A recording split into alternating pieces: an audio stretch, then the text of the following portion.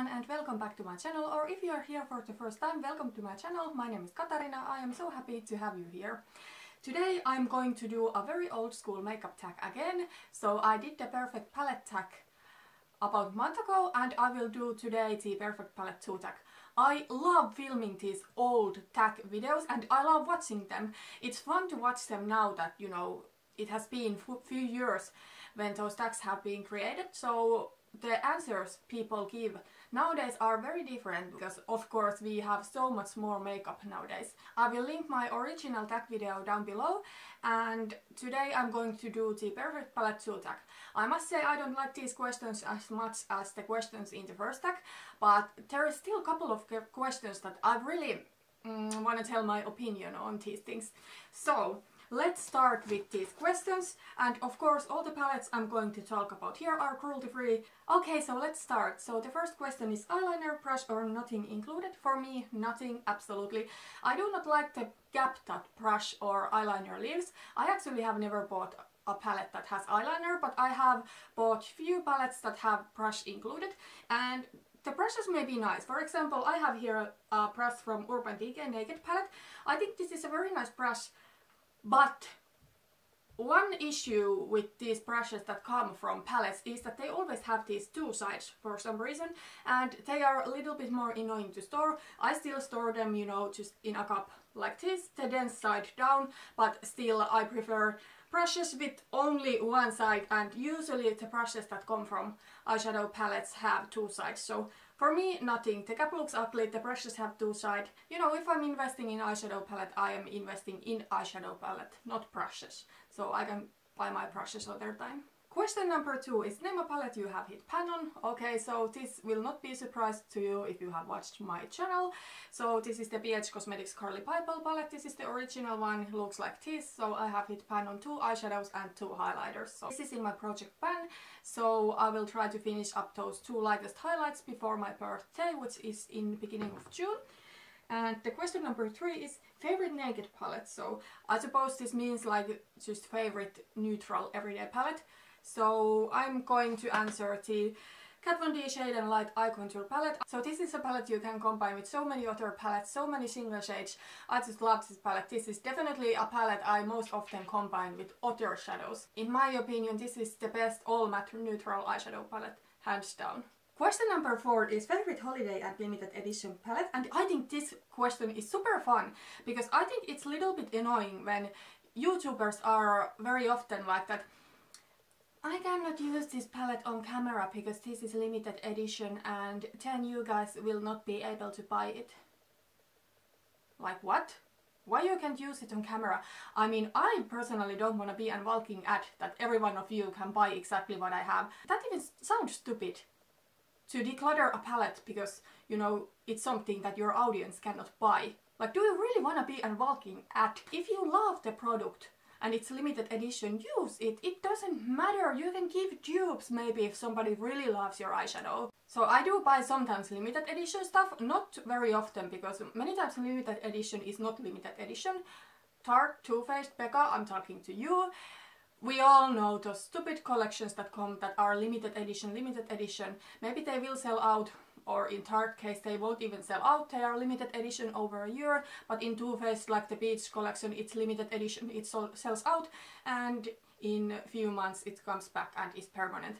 I do not appreciate that at all, and I personally usually don't buy limited edition stuff if it's not a collab with, or then it must be an absolutely beautiful product and I love the product. I don't buy any holiday collections. They are something I really not want to buy. I'm not interested in that kind of stuff, but usually if I buy something that is limited edition, it's a collab product. I do have here 3 palettes. I just couldn't choose which one I love the most because I think all of these palettes are amazing collab products. All of these products are something that are no longer available, so I'm just very quickly mentioning this BH Cosmetics Curly Purple palette. Obviously it's my favorite because it looks like this. It wouldn't look like this if it wasn't my favorite and if I wasn't using it a lot. Then I have here 2 high-end eyeshadow palettes and these are no longer available. These are unfortunately not vegan, but I still love them and I wanna keep them in my collection. These are so beautiful and I think these are something that these brands nailed it with this. collabs. So the first one is Seattle London Olivia Palermo eyeshadow palette.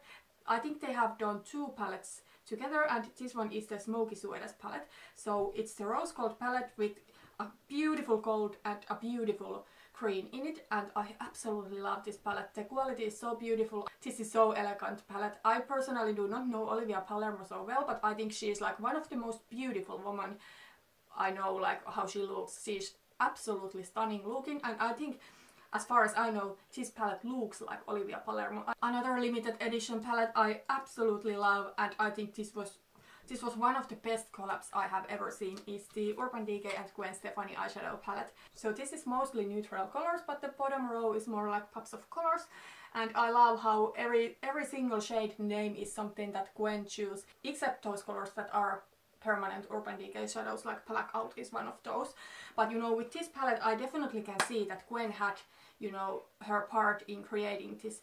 Because sometimes when brands come with collab products, you just are questioning like, why was this even invented, and did the, you know, YouTuber or celebrity or whoever that was that the brand was collabing with, that did they actually do anything? Or was the brand just doing the whole thing and the celebrity just, or YouTuber, putting her name in it? Question number 4 is, name a palette you would repurchase or you wish you had a pack up. So if I use up any of my palette, I don't think I really would repurchase it, because, you know, I think that if I love a palette so much that I use it all up, it's time to go on, and, you know, I don't think in that case I would want to buy another one. There is one specific palette that I think that I might buy the new version when it comes. So it is the Shade and Light Eye Contour palette from Kat Von D. I know I mentioned this earlier, but Kat Von D is transitioning her line to be completely vegan. This one is not vegan yet, and obviously it wasn't vegan when I have bought it, so it's not vegan. But when she reformulates this to be vegan, I might buy it and, you know, maybe to do some formula comparison and then give this one to my sister. Question number 6 is, name a shade you wish were sold individually. I like my eyeshadows to be a part of, you know, eyeshadow palettes. I know like there are some Urban Decay eyeshadows that are also sold singlets, but I wouldn't buy them, they are expensive. And I do buy some single shadows, those eyeshadow pans like Makeup Geek has, but you know, if I have a palette, I want it to be a palette. But if I have to choose something, I will choose a highlighter from this palette, obviously. So I have almost used up this highlighter here. I have it on today. I absolutely love it. It's like this neutral champagne color. Very often highlighters are like these are a little bit more warm toned, but this is definitely neutral, so I absolutely love that highlighter. I would buy that one as single. Question number 7 is, wildcard question. Pick a question from the original tag to answer. So I did the original tag just a month ago, so I won't pick any question from there. I will link the video down below so you can go and check it out if you are interested. I think it's very fun tag. Question number 8 is, name the palette you would recommend to a friend. So it of course depends what my friend wants. Is it a neutral palette? Is it a colorful palette? But if my friend is starting a makeup collection, I would recommend to get a basic neutral matte eyeshadow palette. Something that has shades that you can combine with different other palettes and different single shades and everything you can imagine. So I have 2 here, and this now depends on if my friend is ready to spend some money or if she or he wants to save some money. So the Kat Von D Eye Contour palette is something I would definitely recommend, because I think this is the best neutral matte eyeshadow palette. So it has these beautiful shades, very different. There is like neutral school tones. They are not like grey, they are more like taupey ones, but you know, there is the black and white, and then there is these warm tones that are very in fashion right now. So it's absolutely stunning palette. I do, however, must to say that it is not the most beginner friendly if you don't have at all skill with eyeshadows. They are very blendable, but they are so pigmented that you have to be careful with them. But if my friend is beginner with no experience and maybe she wants something affordable, I would definitely suggest the e.l.f. Matte for Matte eyeshadow palette. So this one is also a neutral matte eyeshadow palette. This has very nice variety of shades, and I think they are actually quite similar shades to the Kat Von D palette. If my friend was like looking for an affordable option, I think the e.l.f. palette is something that is really good to start with. The e.l.f. shadows are nice shadows. They are not as pigmented as the Kat Von D shadows, but that's maybe why they are a little bit more beginner friendly, because you can build them up, but you know, you don't get too much shadow at one time. So I do think when the shadows are extremely pigmented, it's probably best that you have some experience on eyeshadows. Okay, so those were all the questions I had. I'm super glad I answered these, even though I first was like, I don't like the questions as much as the first tag questions, but it was very fun to answer these.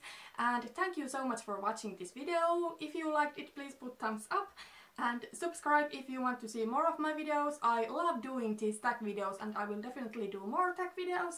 So thank you so much for watching. See you in the next video. Bye bye!